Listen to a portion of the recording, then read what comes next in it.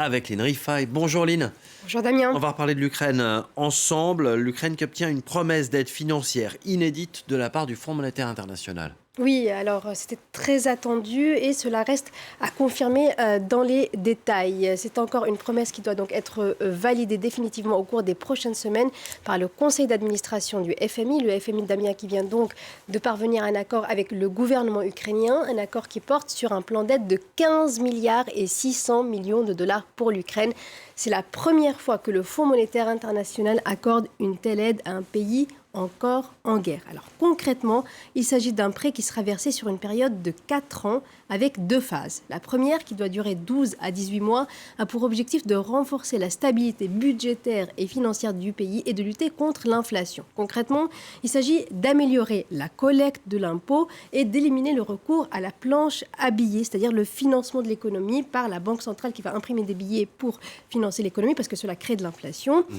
L'Ukraine s'engage aussi à améliorer sa politique de lutte contre la corruption. La deuxième phase de l'accord de prêt porte sur la stabilité économique de l'Ukraine et sa reconstruction. L'objectif est de soutenir la reprise économique graduelle du pays et de préparer le chemin à l'adhésion de l'adhésion à l'Union européenne selon le communiqué du FMI. Cette aide colossale de plus de 15 milliards de dollars, elle vient s'ajouter aux nombreux financements internationaux déjà accordés à l'Ukraine depuis le début de l'invasion. C'est vrai, il y a eu déjà de nombreuses annonces d'aide à l'Ukraine depuis l'invasion de l'Ukraine par la Russie le 24 février 2022.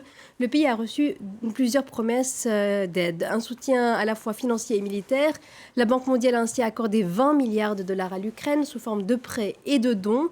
De leur côté, les États-Unis ont fourni près de 110 milliards de dollars au pays, un montant qui inclut l'aide militaire. Côté européen, l'aide est estimée à 72 milliards de dollars, soit 67 milliards d'euros. Il s'agit du cumul des aides accordées par l'Union européenne et par les différents États membres. Alors, regardons dans le détail cette aide européenne à l'Ukraine. Elle se décompose en 3 catégories. Il y a une partie, environ 38 milliards d'euros d'assistance économique au pays. C'est de l'argent qui va notamment servir à l'Ukraine pour financer les dépenses courantes du quotidien, payer les salaires, combler le déficit budgétaire estimé à 3 milliards de dollars. Il y a ensuite l'aide aux réfugiés, autour de 17 milliards d'euros. Et enfin, l'aide militaire estimée à 12 milliards d'euros. Et ce soutien financier à l'Ukraine, il arrive alors que l'économie du pays est complètement laminée par la guerre. Oui, et ces destructions que l'on voit en images, elles se répercutent aussi sur les chiffres de l'économie, notamment les chiffres de la croissance. Alors la croissance, on la mesure par donc l'augmentation du PIB, le produit intérieur brut. C'est quoi, rappelons-le, le PIB? C'est la somme des richesses créées par une économie une année donnée. Quand une économie ne crée pas de richesse, qu'elle en détruit, donc le PIB recule. Il est en territoire négatif. Et c'est ce qu'on voit dans les chiffres de l'Ukraine, une baisse du PIB de 30% en 2022, ce qui signifie qu'il y a eu beaucoup plus donc, de destruction de valeur que de création. Et pour 2023, le FMI table sur une évolution du PIB située entre moins 3% et plus 1%, des chiffres qui reflètent bien l'incertitude liée à la guerre. Et l'impact économique de la guerre est déjà bien perceptible pour la population. L'inflation tourne autour de 25% au moins. Le chômage est lui estimé à 30% de la population active. Et selon le PNUD, le Programme des Nations Unies pour le développement, l'Ukraine a perdu l'équivalent de 18 ans de développement économique et près de 90% de sa population pourrait sombrer sous le seuil de la pauvreté.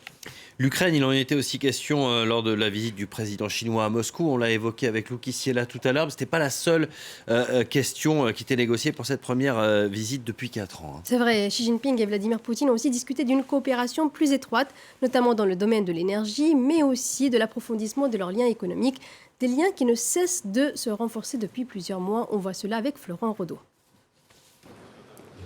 190 milliards de dollars. C'est le montant des échanges commerciaux entre la Russie et la Chine l'an dernier.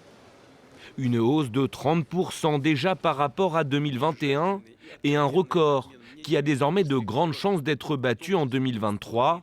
Moscou et Pékin ayant encore amplifié leur coopération économique à l'occasion de cette visite de Xi Jinping au Kremlin. Volet crucial, l'énergie. Les Russes doivent débuter l'année prochaine la construction du gazoduc Power of Siberia 2. Plus de 2500 km, il doit relier la Sibérie à la région chinoise du Xinjiang. Fin des travaux prévus pour 2030. Un signe de plus, selon Vladimir Poutine, que son pays est et restera un partenaire fiable. Les entreprises russes sont capables de répondre à la demande croissante de l'économie chinoise en ressources énergétiques avec les projets existants, mais aussi ceux qui sont en train d'être approuvés. À terme, la Russie pourrait fournir chaque année 50 milliards de mètres cubes de gaz à la Chine, mais aussi 100 millions de tonnes de gaz naturel liquéfié. Autre annonce à retenir, le président russe se dit prêt à soutenir l'implantation d'entreprises chinoises sur son territoire, en remplacement des sociétés occidentales qui ont quitté le pays après l'invasion à grande échelle de l'Ukraine. Une manne financière chinoise qui permettrait au Kremlin de poursuivre son effort de guerre en Ukraine. Une aubaine également pour Pékin, toujours désireux d'étendre son influence au détriment du rival historique américain. Lynn, rapidement, un coup d'œil au marché. Alors les marchés qui sont en hausse ce matin dans le sillage de la clôture de Wall Street hier soir, et cela alors que les tumultes bancaires se sont calmés pour l'instant. Les investisseurs semblent rassurés par les interventions des autorités publiques.